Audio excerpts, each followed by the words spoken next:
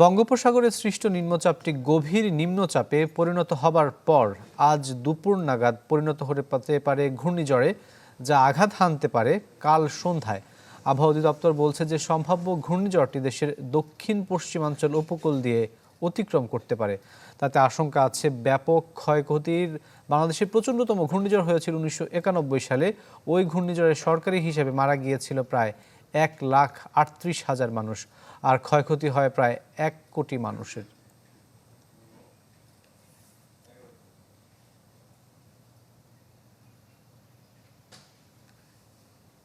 Walton fridge কিনে অনেকের মতো আপনিও হয়ে যেতে পারেন মিলেনিয়াল।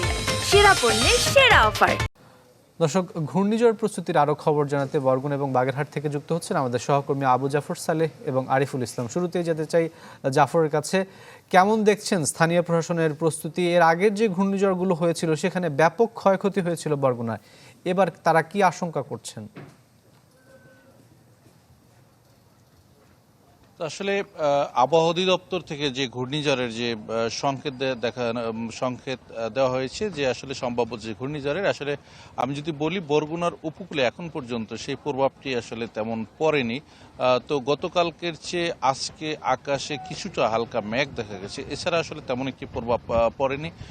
তো আমি এ বিষয়ে জেলা প্রশাসনের সাথে কথা বলেছি। জেলা প্রশাসক মোহাম্মদ রফিকুল ইসলাম যে বিষয়টি জানিয়েছেন যে সিগন্যাল বাড়ার সাথে সাথে, অর্থাৎ যদি সিগন্যাল বাড়ে বা এ ধরনের কোনো ঘূর্ণিঝড় আসে, সেক্ষেত্রে সে অনুযায়ী ব্যবস্থা নেওয়া হবে। আর যে বিষয়টি জানিয়ে রাখি যে বরগুনার উপকূলে কিন্তু প্রায় 45,000 জেলে পরিবার যারা সাগর নদীতে মাছ শিকার করে থাকে, সেসব জেলেরা কিন্তু এই মুহূর্তেও তারা অনেকেই সাগরে বা নদীতে মাছ শিকার আছেন। তবে গভীর সাগরে যেহেতু 65 দিনের একটি অবরোধ রয়েছে মাছ ধরার ক্ষেত্রে, সেক্ষেত্রে যে জেলেরা আসলে গভীর সমুদ্রে নেই, এই মুহূর্তে তারা নোঙ্গর করা আছে ঘাটে।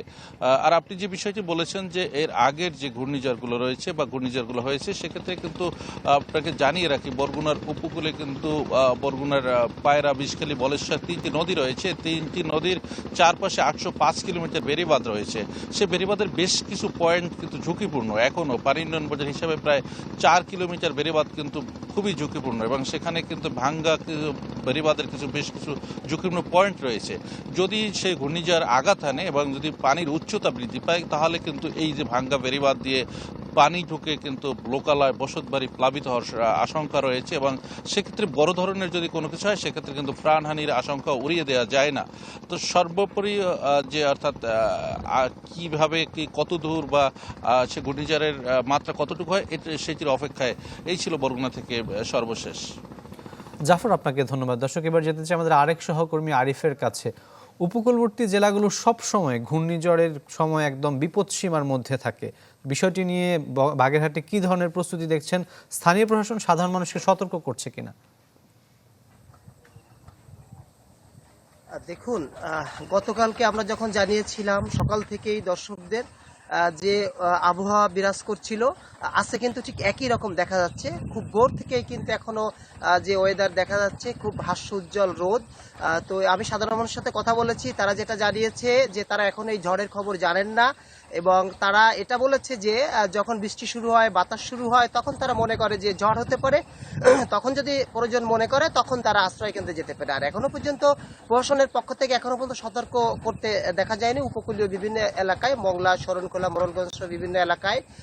তবে 446টি যে ঘূর্ণিঝড় আশ্রয় কেন্দ্র, সেগুলো কিন্তু প্রস্তুত রাখা হয়েছে, তবে সেগুলো কিন্তু প্রয়োজনের তুলনায় অতি কম।